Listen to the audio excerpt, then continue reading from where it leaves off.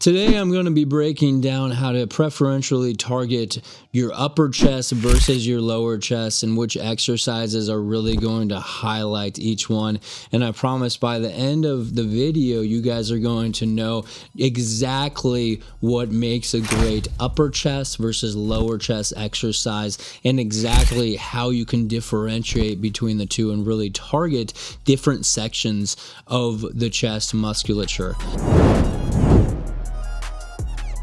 But for starters, let's just talk about the anatomy and biomechanics of the chest because I think that is very important. So, for instance, when we're talking about the upper chest versus the lower chest, all we're talking about is the pectoralis major. There's a common misconception that the lower chest is the pectoralis minor, but in fact, the pectoralis minor sits deep into the chest region, so it's actually not visible from the offset, from the outside, and it mainly aids in shoulder protraction and retraction, which we're just going to be training throughout our pressing and pulling movements, anyway, so we don't really have to focus on that whatsoever. But in terms of the pec major, which we're really focusing on, we got three distinct heads. We have the upper chest, which is going to be the clavicular head, named because it's right next to the clavicle bone, and then the sternocostal head, which is the middle chest fibers, and then finally we have the abdominal head, which sits below,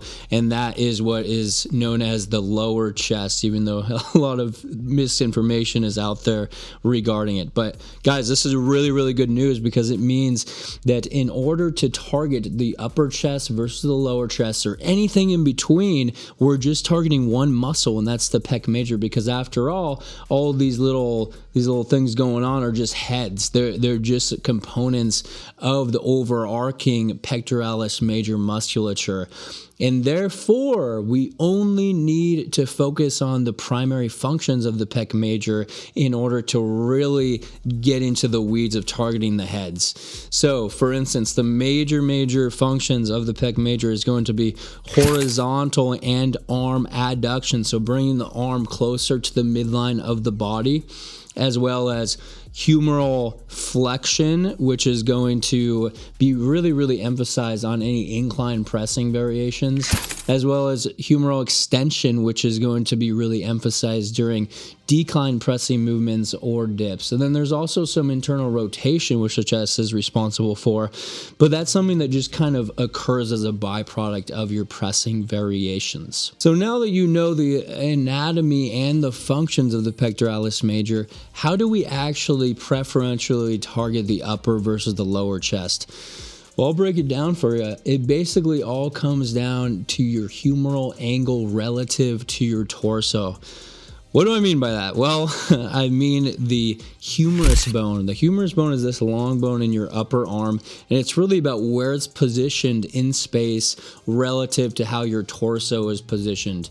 So, for example, if we're trying to target the clavicular head, we want a humeral elevation of around 30 to 60 degrees into flexion in relation to the torso. This is very, very easily accomplished by setting up an incline bench to around 30 to 45 degrees. That is going to align your humerus perfectly in relation to your torso.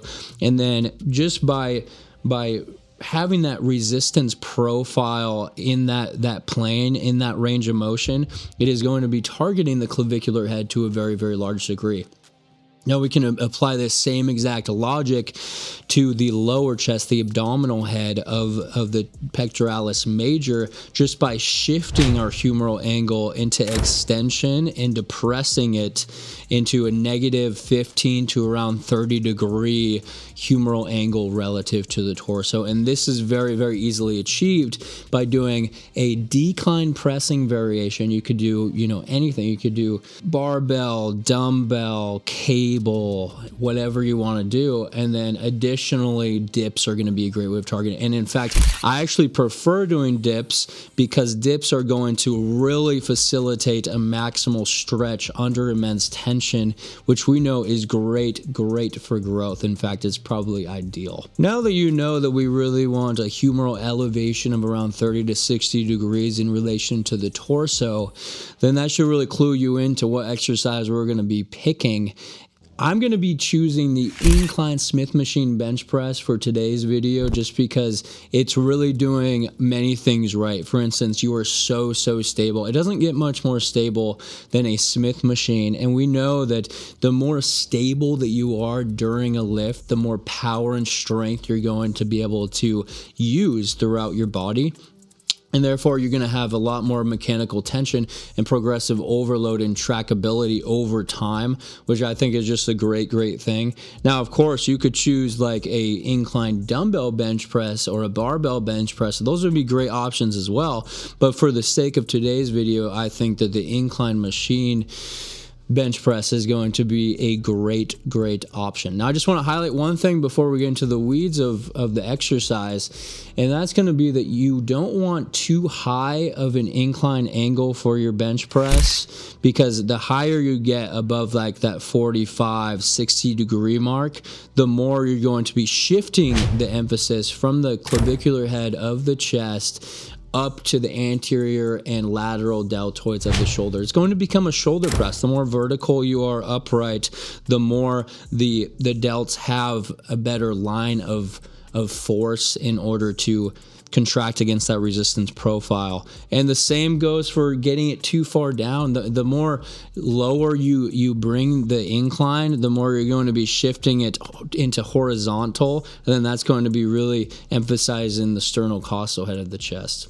But let's just get into it, okay? So the first step to getting this movement correct is going to be your positioning, and specifically the positioning of the bench in the Smith machine. So you're going to want it right in the center at the right area. So I like to do this little helpful tip where you take off the bar and lower it all the way down until it hits the bench, and then line up the bench in the middle of the knurlings here so that it's completely centered, because the last thing you want to do is to be all off balance when you are pressing. You don't want one arm out here and then one arm right here in relation to your torso, or else you're going to be developing some muscle imbalances in the long run. You're not going to be able to press from as much of a stable base as you could otherwise. And then additionally, really like get into position here and lower it, and you want it to be right around your nipple line or slightly above from where you're pressing from. That's going to be the most advantageous bench positioning. As far as body positioning is concerned, you're going to want a slight arch in your thoracic spine, this part of the spine right here in your torso. So really arch up like this, and then retract and depress your scapulae, aka your shoulder blades. By doing that, you're going to be shifting the emphasis more from your front deltoids and triceps, because when you're up here, they're going to be taking the lead, and it's going to be shifting it back and then shifting that emphasis more towards your chest, which is where we want to be working. And then additionally, I am choosing to have my feet not really planted right here, although you could. That's kind of a good option, but I like to have it back like a spring to where the balls of my feet and my toes are really firmly into the ground, or then I can use some leg drive when I am pressing the weight up from the fully eccentrified position. Lastly, in terms of setup, we're going to want our hand positioning to be slightly outside shoulder width. This is going to give you the best biomechanics possible, because if you're out here, then what's going on with your joints? They're not going to be stacked. And when they're not stacked, you're going to be leaking power, and your injury probability is going to be way higher. Versus if they're a little bit outside the shoulder width, now they're stacked. You see how my wrist joint and my elbow joint are stacked in this fashion? This is going to be the best press angle for you. And then on top of that, let's rotate. Let's tuck our elbows in slightly, because what is this doing? Well, this is going to give the chest a larger range of motion and be able to stretch it out further. And the further like out we go like this, the more of a compromised position our shoulders are going to be under. So I just think it's a better deal to tuck the shoulders in, or tuck the elbows in rather, excuse me, and then keep everything stacked. So while we're bench pressing, keep the scapulae back and retracted. And that's going to be your best positioning possible. As far as tempo is concerned for this exercise, we're going to really want a slow, controlled, and deliberate eccentric, so the lowering phase. And then I like to do a little pause at the bottom of the repetition, just so that we're ensuring that we're not doing any bouncing.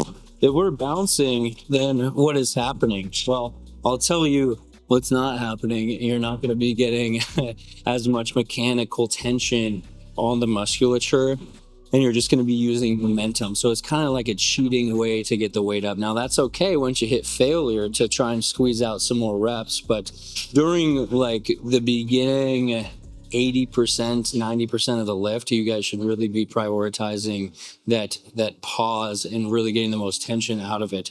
Then as far as concentric goes, explosive and powerful all the way. Now that we've covered the incline Smith machine bench press for the upper version of the chest press, now let's talk about the abdominal head, aka the lower chest fibers. And I am going to be choosing the either body weight or weighted dip. Now, I think that you guys should do body weight until you can get at least like 10 to 15 repetitions, and then start adding load very, very gradually.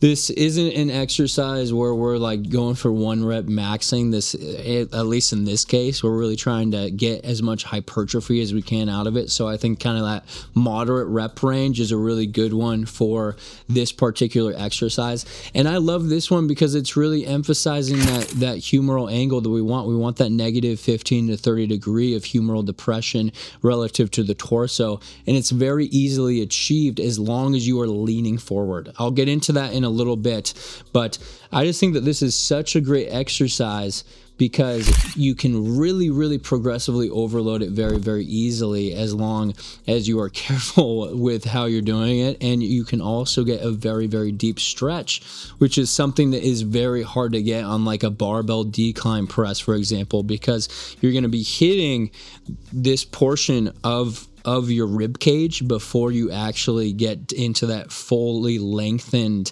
position that the chest really wants to be in. Now, dumbbells can be a little bit better, but you still have so much like puffed outness that it can be really challenging. So enter the chest dip, where we can go as far as your mobility will allow, no questions asked, unless you're experiencing shoulder pain. But if you're doing it right and you have healthy shoulders, you should be totally golden.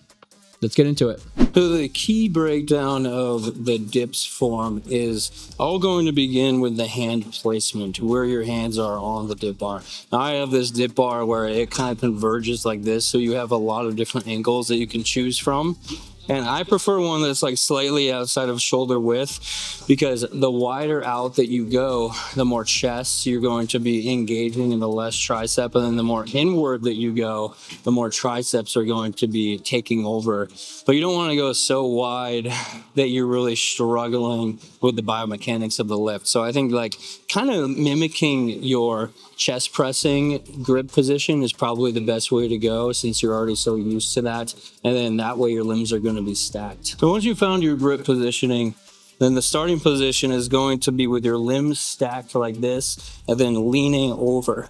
You really want to be leaning forward so that you can preferentially target the chest, and in particular the abdominal head of the chest, over something like the triceps. If you're just up, then what do you think is going on? Well, you're just going to be using triceps, because the line of force is not congruent with the chest fibers. But by leaning forward, now you're giving the chest a greater resistance profile, and it's better able to contract against that pressing force production of gravity. So I find it helpful to use the cue of hinging my hips back, because wherever your hips are going, your chest is going to follow. So by hinging your hips back, bringing your chest forward, then you're going to be in the best line of press. And additionally, your humeral angle is going to be exactly where we want it relative to the torso. And then beyond that, we're just going to want to use all the good cues of retract our shoulder blades, our scapulae, and depress them in order to take the front deltoid out of it and the triceps to a large degree out of it, so we can really just focus on that abdominal head of the pecs. Lastly, we come to executing the actual movement, and all you really want to do is, once you're in position and you have everything lined up, as you go down, make sure that you're going down as far as your mobility will allow.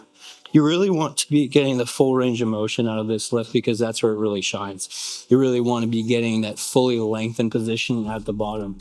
Don't listen to people who say only go to parallel to save your shoulders. As long as you have healthy shoulders and no pain, then you're going to be totally impingement free, and this is actually going to be healthy for your shoulders. In fact, stopping shy is probably adding more stress to the glenohumeral joint than actually going as far as your mobility will permit.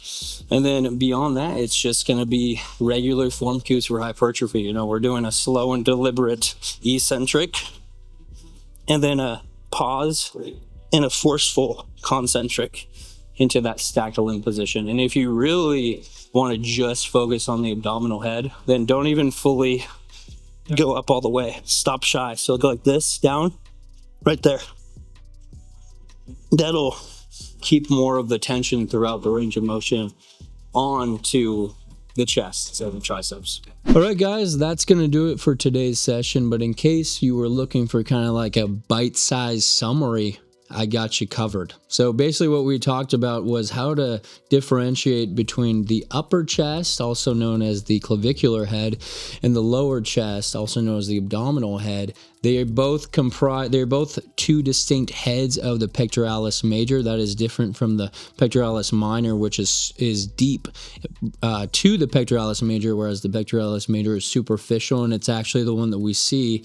And luckily, we can just go based off of the functions of that. We really want that arm adduction and flexion when doing incline, and extension when doing decline or dips. And then I talked about how we really want to emphasize our humeral angle relative to our torso. So for targeting the upper chest, the clavicular head, we want humeral flexion of around 30 to 60 degrees, versus if we're targeting the abdominal head, aka the lower chest fibers, then we want humeral depression of around negative 15 to negative 30 degrees. And then I went into exactly how to go about constructing like the perfect incline Smith machine bench press form, and it could honestly be applied to any pressing variation for an incline bench press variation form. And we talked about how to really, like, you know, bring your shoulder blades back and down, do all of that stuff, really find the right hand placement for you, etc., etc. And then we talked about dips and why they're so great, how you can really get a loaded stretch, how they're highly progressively overloadable. And I talked about how leaning forward and hinging your hips back is of the utmost importance in order to really preferentially target the abdominal head of the pectoralis major over something like your triceps, because it could easily become a tricep dip if you're not careful. And then that was about it, guys. I mean, I hope that you enjoyed this one, and I hope that you guys took something away from it. I know that I did while I was filming and researching for this one. So anyways, have a good one. Thank you guys so much for watching. See you later. Bye.